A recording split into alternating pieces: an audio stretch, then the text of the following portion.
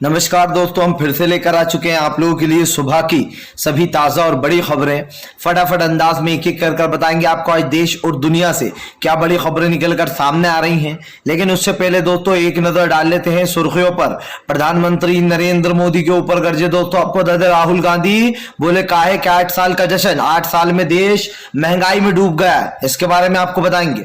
वहीं पर दोस्तों अगली बिग ब्रेकिंग में हम आपको बताएंगे दोस्तों, जी दरअसल आपको बता दें सिद्धू मूसेवाला की मौत के बाद सियासत गर्मा गई। आपको बता दें सिद्धू मूसेवाला की मां का आप सरकार पर बड़ा हमला, बोले मुझे भी मार दे गोली मान और केजरीवाल, इसके बारे में आपको बताएंगे। वहीं पर दोस्तों अगली बिग ब्रेकिंग में हम आपको बताएंगे दोस्तों, जी दरअसल आपको बता दें किसान नेता राकेश टिकैत के चेहरे पर बेंगलुरु में फेंकी गई स्याही, तो किसान नेता राकेश टिकैत ने बीजेपी पर बोला बड़ा हमला, इसके बारे में आपको बताएंगे।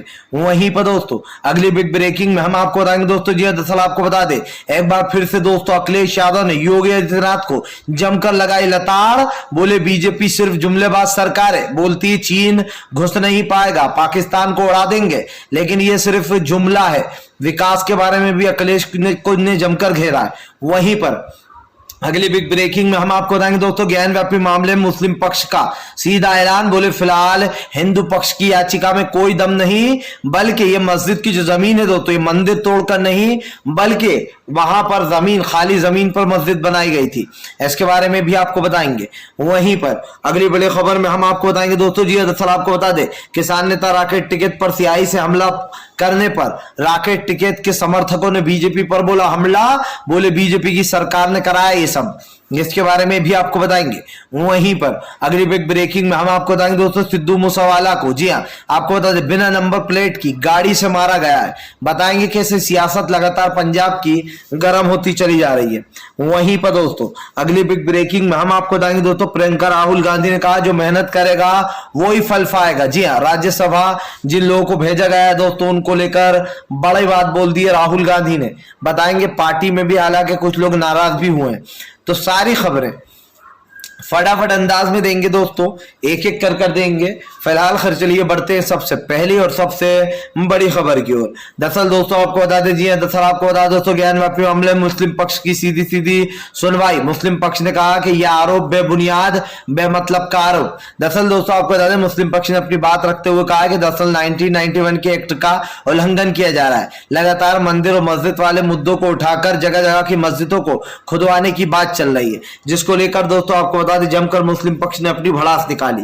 मुस्लिम पक्ष ने कोर्ट के सामने जो दलील दी है उसमें साफ कहा गया है कि फिलहाल जो देश में हो रहा है इससे कट्टरता और हिंदुत्व और दोस्तों समझिए नफरत बढ़ रही है, इसको रोकने की जरूरत है। मुस्लिम पक्ष ने कहा कि हिंदू पक्ष का दावा पूरी तरीके से गलत है कि मंदिर तोड़कर मस्जिद बनाई गई, जबकि वहां पर कोई मंदिर कभी था ही नहीं, वो जमीन खाली जमीन पर दोस्तों मस्जिद बनाई गई थी। आपको बता दें मुस्लिम पक्ष ने यह भी कहा कि हिंदू पक्ष जो ये दावा कर रहा है कि वहां पर शिवलिंग मिला है, दरअसल वो शिवलिंग नहीं बल्कि एक फव्वारा है, और पुराने जमाने में दोस्तों ऐसे फव्वारे चला करते थे। अब आप समझिए दोस्तों उस जमाने में सीमेंट ईंट वगैरह ये सब हुआ करता था क्या फव्वारे के लिए? आप समझिए जिस जमाने की बात कर रहा है कि वो शिवलिंग है, वो शिवलिंग दोस्तों उस जमाने में वो मटेरियल हुआ ही नहीं करता था।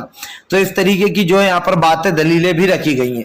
आपको बता दें हालांकि मुस्लिम पक्ष ने कोर्ट से ये गुजारिश की है कि फिलहाल इस याचिका को खारिज किया जाए, इस केस को बंद किया जाए, क्योंकि उसमें कोई दम नहीं है। ये मांग की गई है दोस्तों, 1991 के एक्ट का हवाला भी दिया गया है कि देश में जो हो रहा है उसको लेकर कहीं ना कहीं दोस्तों देश का माहौल बिगड़ रहा है, और इसीलिए भारतीय जनता पार्टी जमकर घिर गई है। फिलहाल चलिए बढ़ते हैं एक और अगली बिग ब्रेकिंग की तरफ। बता दोस्तों किसान नेता राकेश टिकैत के चेहरे पर फेंकी गई स्याही, गर्मा गई सियासत। दरअसल दोस्तों किसान नेता राकेश टिकैत के चेहरे पर कल बेंगलुरु में स्याही फेंक दी गई। आपको बता दें एक व्यक्ति ने न सिर्फ किसान नेता राकेश टिकैत के चेहरे पर स्याही फेंकी, बल्कि दोस्तों उसने जो यहाँ पर राकेश टिकैत के ऊपर हमला भी कर दिया। आपको बता दें राकेश टिकैत ने बीजेपी के ऊपर हमला बोलते हुए कहा कि ये सब कुछ बीजेपी का काम है, क्योंकि दोस्तों बेंगलुरु में बीजेपी की सरकार है। आपको बता दें राकेश टिकैत ने कहा कि जानबूझकर ये सब कुछ किया गया है और बीजेपी की सरकार ने हमारे ऊपर हमला करवाया है। राकेश टिकैत ने कहा कि भारतीय जनता पार्टी अच्छे से जानती है जहां जहां किसानों की मीटिंग होती है वहां वहां जो यहाँ पर सरकार इस तरीके काम करवाती है। आपको बताता चलूं दोस्तों इससे पहले भी सरकार के ऊपर कई सवाल उठे और ये देखने को लग भी रहा है और मिल भी रहा है दोस्तों कि सरकार जो काम कर रही है उससे कहीं ना कहीं दोस्तों देश का माहौल बिगड़ता चला जा रहा है। आपको बता दो दोस्तों, प्रधानमंत्री नरेंद्र मोदी के ऊपर यह आरोप लगाए कि उन्होंने ही रॉकेट टिकट के ऊपर स्याही फेंकवाई। और जाहिर सी बात है दोस्तों, एक आदमी बाकायदा हॉल में घुस आता है और घुसने के बाद वो रॉकेट टिकट के चेहरे पर स्याही फेंक देता है। स्याही फेंकने के साथ साथ दोस्तों वो आदमी रॉकेट टिकट पर हमला भी करता है। आपको बताता चलूं दोस्तों, जानबूझकर इस आदमी को वहां पर घुसेड़ा गया दोस्तों, ताकि ये आदमी इस तरीके की चीजें कर पाए। आपको बता दूं दोस्तों, ये सब का सब मामला राज्य सरकार का है और आप खुद समझ सकते हैं कि इस वक्त जो हो रहा है बेंगलुरु में, उसमें बीजेपी का हाथ है जी। और वहां पर सरकार किसकी दोस्तों? कर्नाटक में बीजेपी की सरकार है। और बेंगलुरु में रॉकेट टिकट के ऊपर हमला कर दिया जाता है, सिहाई फेंक दी जाती है। इससे ये साबित होता है दोस्तों कि बीजेपी रॉकेट टिकट से डर रही है।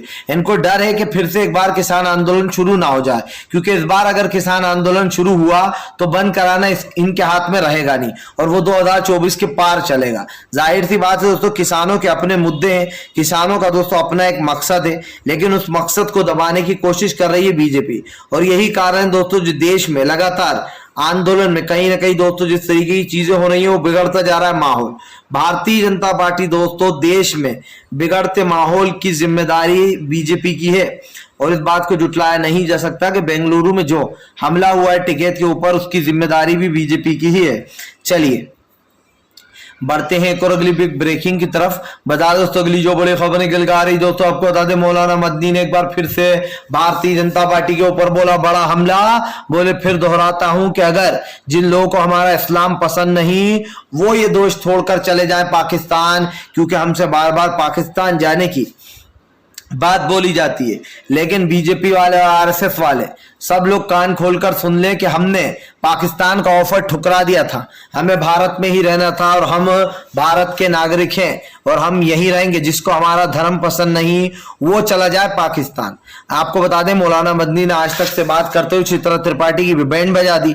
मौलाना मदनी ने कहा कि ओवैसी साहब कुछ भी कहें, उनके बोलने इसका जवाब मैं नहीं दे सकता, मैं सिर्फ अपनी बात करूंगा। मौलाना मदनी ने कहा कि आज जो हमारे देश में तरह तरीके की चीजें करी जा रही हैं, कभी सिविल कोड लाया जा रहा है, कभी दूसरे कानून लाए जा रहे हैं, आप समझिए दोस्तों, और सिर्फ ऐसी चीजें लाई जा रही हैं जो मुसलमानों के खिलाफ हो। अब सिविल कोड पर भी टकरार मची हुई है। महमूद मदनी ने कहा कि संसद सिविल कोड का अभी तक कोई भी नियम कायदे भी जारी नहीं किए गए और उससे पहले सिविल कोड लाना यह सरासर गलत है। महमूद मदनी ने कहा कि चाहे कुछ भी हो जाए हम सिविल कोड को नहीं मानेंगे, हम शरीयत से ही चलेंगे और शरीयत के हिसाब की चीजें मानी जाएंगी। आपको बताया दोस्तों आर्टिकल 21 में यह प्रावधान दिया गया है कि फिलहाल जो है यहाँ पर जो भी व्यक्तिगत इंसान है वो अपने निजी जीवन का फैसला खुद ले सकता है और हर समाज को उसके धर्म के अनुसार चलने की अनुमति आर्टिकल 20 में बताया गया है। तो जिसके तहत मौलाना मदनी ने ये सब कुछ बताया। आपको बता दें जमात उल इस्लाम ने ये कल भी कहा था कि फिलहाल अगर देश में मुसलमानों के साथ व्यवहार इस तरीके का किया जाएगा गैरों जैसा, तो मुसलमान भी चुप अब नहीं बैठेगा, अब सड़कों पर उतरने की बारी आ गई है। आपको बता दो दोस्तों, जब से कल से महमूद मदनी का वो बयान वायरल हुआ है, तब से बीजेपी वालों के होश सकपा गए। भारतीय जनता पार्टी डर रही है कि अब मुसलमान सड़कों पर उतर जाएगा। और यकीन मानिए दोस्तों, अगर मुसलमान वो पहले वाला मुसलमान बन गया तो बीजेपी के लिए समझिए सांस लेना भी मुश्किल हो जाएगा। क्योंकि इस वक्त भारतीय जनता पार्टी ये ना भूले कि देश में हमारे हिंदू और मुस्लिम भाइयों का अभी भी वही भाईचारा और एकता है। अगर दोनों मिलकर साथ में उतर गए सड़कों पर तो बीजेपी को सत्ता से जाने से कोई रोक नहीं पाएगा। और ये बात दोस्तों आपसे बेहतर और कोई नहीं जानता है। फिलहाल चलिए बढ़ते हैं एक और अगली बिग ब्रेकिंग की तरफ। बता दोस्तों अगली जो बड़ी खबर निकल के आ रही है, अखिलेश यादव का बीजेपी के ऊपर बड़ा हमला। जी हां दोस्तों, आपको बता दें अखिलेश यादव ने भारतीय जनता पार्टी को घेर लिया। दरअसल दोस्तों आपको बता दें इन दिनों अखिलेश यादव जमकर बीजेपी के ऊपर हमलावर हो गए। अखिलेश यादव का कहना है कि भारतीय जनता पार्टी जिस तरीके की राजनीति कर रही है और उसको लेकर कहीं ना कहीं पूरे देश में दोस्तों हंगामा मच चुका है। इधर दूसरी तरफ दोस्तों हम आपको बता दें बीजेपी का जो कार्यकाल है या फिर जो दोस्तों बीजेपी कर रही है उसके ऊपर भी कई गंभीर सवाल उठ रहा है। अखिलेश यादव ने कहा कि भारतीय जनता पार्टी ने देश को धोखा दिया है, विकास के नाम पर देश को लूटा जा रहा है। आपको बता दें दोस्तों बच्चों की पढ़ाई से लेकर देश के विकास तक का पैसा डकार गई है सरकार। अखिलेश ने कहा कि ये लोग चीन की बात करते हैं कि हमारी तोपें बनवाएंगे, ऐसी तोपें मिसाइल बनवाएंगे कि पाकिस्तान को उड़ा देगी, चीन हमसे डरेगा।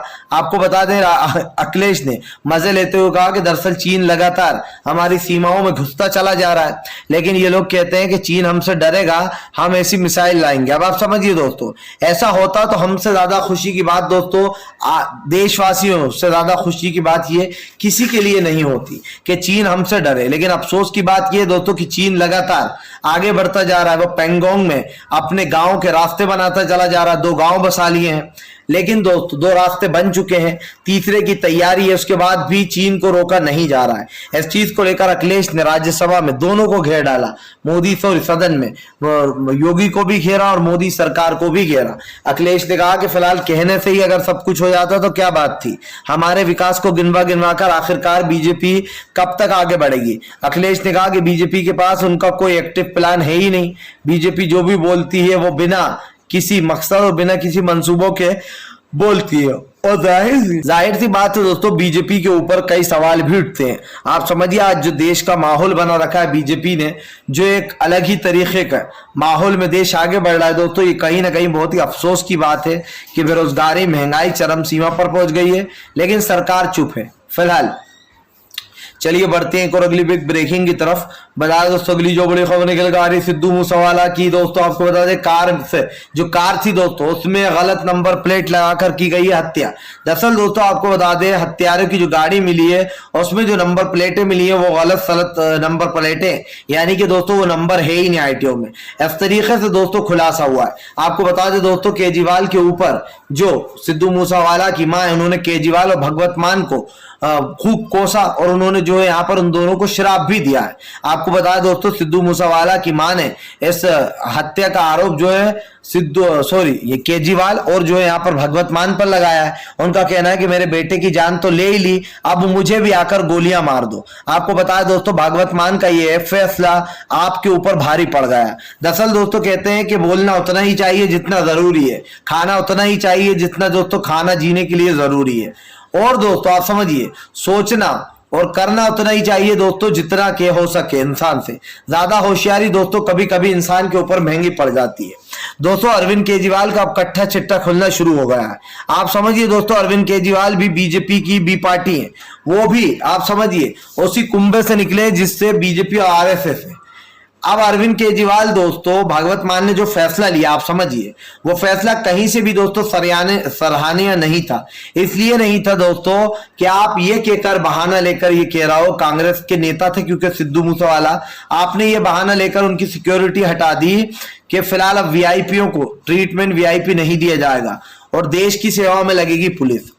चलिए बहुत अच्छी बात है, लेकिन दोस्तों इसमें साफ साफ सियासत दिखाई दे रही थी और यह भी दिखाई दे रहा था कि दरअसल बीजेपी जो कर रही है वो जानबूझकर कर रही है, जो आप कर रही हो जानबूझकर कर रही है, दुनिया को बताने के लिए कि देखो हम कितने महान हैं, हम जो है वीआईपीओ से सारी सिक्योरिटी हटा रहे हैं। और यही कांड जो है दोस्तों आप पर भारी पड़ गया, पूरे की पूरी आप पर जो यहाँ पर इसलिए भारी पड़ रहा है क्योंकि हर विपक्ष पार्टी ने आपको घेर रखा है। सबसे बड़ी बात यह दोस्तों कि आज एक इंसान की जान चली गई और आप समझिए एक इंसान की जान की कीमत कितनी होती है दोस्तों, ये आप बखूब जान सकते हैं।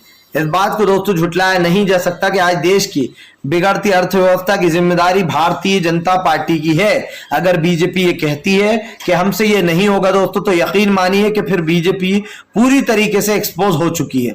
फिलहाल चलिए बढ़ते हैं एक और अगली बिग ब्रेकिंग की तरफ। बताया दोस्तों अगली जो बड़ी खबर निकल कर आ रही है असदुद्दीन ओवैसी का बीजेपी के ऊपर बड़ा हमला। बोले देश में बढ़ती महंगाई और बेरोजगारी की जिम्मेदार बीजेपी है, देश में नफरत फैलाना का काम पर लगी बीजेपी। ओवैसी ने भारतीय जनता पार्टी के ऊपर हमला बोलते हुए कहा कि मस्जिदों की जगहों को मंदिर की जगह बता दिया जाता है और हमारे हिंदू भाइयों की भावनाओं के साथ खेला जाता है। आपको बताता चलूं दोस्तों हिंदू भाइयों की भावनाओं के साथ न सिर्फ खेला जाता है बल्कि यह भी बोला जाता है कि मंदिर की जगह पर मस्जिद बनाई गई है। और आजकल दोस्तों ये जगह जगह हो रहा है, जिसको लेकर आपको बता दें जमकर ओवैसी ने भाजपा पर हमला बोला। ओवैसी ने कहा कि जिस तरीके की चीजें बीजेपी कर रही है और उसको लेकर देश पर कई सवाल उठ रहे हैं। आपको बताता चलूं दोस्तों आज जो देश के हालात है वो आपके और हमारे सामने। भारतीय जनता पार्टी इस बात को कितना ही झुठला ले दोस्तों कि मंदिर और मस्जिद वो नहीं करवा रही है, लेकिन सच्चाई यही है कि बीजेपी दोस्तों धर्म के आधार पर अपनी राजनीति तय करती है। आप देखिए, ममता बनर्जी को बंगाल में बदनाम करने की पूरी कोशिश की गई। बीजेपी ने वहां पर भी हिंदू मुसलमान का एक एजेंडा चलाया और ये कहा गया कि ममता बनर्जी ला इलाहा इल्लल्लाह बोलने में देर नहीं लगाती, कलमा पढ़ने में, लेकिन जय श्री राम बोलने में उन्हें प्रॉब्लम है। लेकिन वहां पर दोस्तों इनका जो प्ले कार्ड था वो काम नहीं आया और बुरी तरीके से बीजेपी बंगाल में हार गई। हार क्या गई, बल्कि कह सकते हैं जमानत ही जब्त हो गई। वहीं दूसरी तरफ दोस्तों अगर बात की जाए सरकार की नाकामियों की, तो आप देखिए कि आज जो देश के सबसे बड़े मुद्दे हैं बेरोजगारी और महंगाई, उन मुद्दों से जनता को भटकाने के लिए दोस्तों बीजेपी ये सब कर रही है। और इस बात को झुटलाया नहीं जा सकता है कि बीजेपी दोस्तों जब तक ये करेगी, जब तक बीजेपी का ये सफलता मिलती रहेगी उसको हिंदू मुसलमान ने। जिस दिन दोस्तों देश की जनता ने बीजेपी को उठा के बाहर कर दिया, उस दिन नफरत की राजनीति अपने आप ही खत्म हो जाएगी। फिलहाल चलिए बढ़ते हैं एक और अगली बिग ब्रेकिंग की तरफ। बता दोस्तों अगली जो बड़ी खबर निकल कर आ रही, जी दरअसल दोस्तों आपको बता दें, किसान नेता राकेश टिकैत के ऊपर स्याही फेंकने से भड़का किसान। जी हां दोस्तों, किसान नेता बोले ये सब कुछ बीजेपी का कारनामा। दरअसल दोस्तों आपको बता दें, कल कथित तौर पर किसान नेता राकेश टिकैत के ऊपर बेंगलुरु में स्याही फेंक दी गई, जिसके बाद दोस्तों अब ये सियासत गर्म हो गई है। आपको बता दें दोस्तों, वो जो बंदा पकड़ा गया है वो बीजेपी का बताया जा रहा है। बोले बीजेपी का ही आदमी था वो, जिसने राकेश टिकैत के ऊपर स्याही फेंकी, जिसके बाद सियासत गर्म हो गई। राकेश टिकैत के दोस्तों आपको बता दें, जो चाहने वाले जो किसान नेता है उन्होंने बीजेपी के ऊपर हमला बोला है। उनका कहना है कि देश में अब फिर से एक बार आंदोलन होगा, बीजेपी तैयार रहे। आपको बता दें दोस्तों, राकेश टिकैत से पंगा लेना बीजेपी को भारी पड़ेगा, क्योंकि राकेश टिकैत एक किसान नेता इसलिए गए थे क्योंकि वहां पर दोस्तों आपको बता दें पंचायत होना थी और इस पंचायत में राकेश टिकैत पहुंचे थे। लेकिन दोस्तों राकेश टिकैत इससे पहले कुछ कर पाते हैं, उनके ऊपर स्याही फेंक दी गई और राकेश टिकैत ने यह आरोप भी लगाया कि उनको मारा भी गया, उनके हाथ पे माइक फेंक फेंक के। जिसके बाद दोस्तों ये सियासत गर्म होने के बाद भारतीय जनता पार्टी घिर गई है। इसलिए घिर गई है दोस्तों क्योंकि ये आप भी जानते हैं कि दरअसल जो राजनीति हो रही है वो किस लिए हो रही है और क्यों हो रही है। बीजेपी दोस्तों आज जो देश का माहौल बना रही है वो आपके सामने है। मैं दोस्तों आज कितना ही इस चीज को भुलाने की कोशिश करूं, लेकिन मैं ये बार बार याद कर सकता हूं कि बीजेपी का जो दोस्तों आप समझिए कार्यकाल है वो बहुत ही खतरनाक गुजर रहा है। देश बदहाली बेरोजगारी से गुजर रहा है। फिलहाल चलिए बढ़ते हैं एक और अगली बिग ब्रेकिंग की तरफ। बता दोस्तों अगली जो बड़ी खबर निकल कर आ रही, कांग्रेस ने दोस्तों अपने ही प्रत्याशियों को सिखाया सबक, बोला बड़ा हमला। दरअसल दोस्तों आपको बता दें, राज्यसभा 10 लोगों को भेजा जा रहा है कांग्रेस की तरफ से और दोस्तों उन 10 लोगों के नाम से कहीं ना कहीं कांग्रेस के कई नेता नाराज हो गए। पवन खेड़ा ने भी एक ट्वीट किया कि शायद मेरी तपस्या में कोई कमी रह गई है। इसी के साथ साथ दोस्तों नगमा जो है उन्होंने भी एक ट्वीट किया कि मुझसे 2003-2004 में ही वादा किया गया था कि मुझे राज्यसभा भेजा जाएगा, जिसके बाद दोस्तों उनका भी एक ट्वीट आया। दरअसल दोस्तों कांग्रेस का साफ ऐलान ये हो गया है कि जो मेहनत करेगा वो जो यहाँ पर फल पाएगा, जो मेहनत नहीं करेगा उसको फल नहीं मिलेगा। अब दोस्तों जाहिर सी बात है, कांग्रेस ने जिन लोगों को चुना है उन लोगों को चुना है जो लोग कहीं ना कहीं दोस्तों राज्यसभा जाने के ज्यादा, देखिए दोस्तों लायक तो सभी होते हैं लेकिन कुछ लोग ऐसे होते हैं जो ज्यादा लायक होते हैं, तो उन लोगों को चुना है जो राज्यसभा में भारी पड़ सके। और यही कारण है दोस्तों जो अब राज्यसभा भेजाने जाने के बाद कई बीजेपी कांग्रेस के नेता नाराज चल रहा है। लेकिन कांग्रेस ने तो साफ ऐलान कर दिया कि फिलहाल जिन लोगों को भी अगर मेवा खाना है तो उन लोगों को मेहनत करना होगी। आपको बताता चलूं दोस्तों, दरअसल जो सोनिया गांधी ने एक्शन लिया है, जिस तरीके से सोनिया गांधी वापस से अपने वही अवतार में आई है दोस्तों, इससे साफ दिखाई दे रहा है कि अब की बार सोनिया गांधी ने पूरी कमर कस ली है कि किसी भी तरीके से राज्यों में चुनाव जीतना होंगे। और दोस्तों यकीन मानिए कांग्रेस को इस वक्त जीतना बहुत जरूरी भी है और हमें यकीन है जीतेगी, क्योंकि सोनिया गांधी जी का जो वो रहा है दोस्तों कार्यकाल, जब वो कहीं ना कहीं पार्टी की पहले भी अध्यक्ष थी, मनमोहन सिंह साहब उस वक्त प्रधानमंत्री थे देश के, उन्होंने काफी पार्टी को मजबूत किया था। उनके ही कार्यकाल में 2 बार पार्टी जीती सोनिया गांधी कार्यकाल में। और ऐसे में दोस्तों माना जा रहा है कि सोनिया गांधी की जो जितनी भी मीटिंगें हुई हैं उसमें कई बड़े फैसले भी लिए गए हैं। कांग्रेस मजबूत भी नजर आ रही है। फिलहाल दोस्तों अगर आपको हमारा वीडियो अच्छा लगे तो इसको लाइक करें, चैनल पर पहली बार आए तो दोस्तों सब्सक्राइब करें, पास में घंटी आएगी।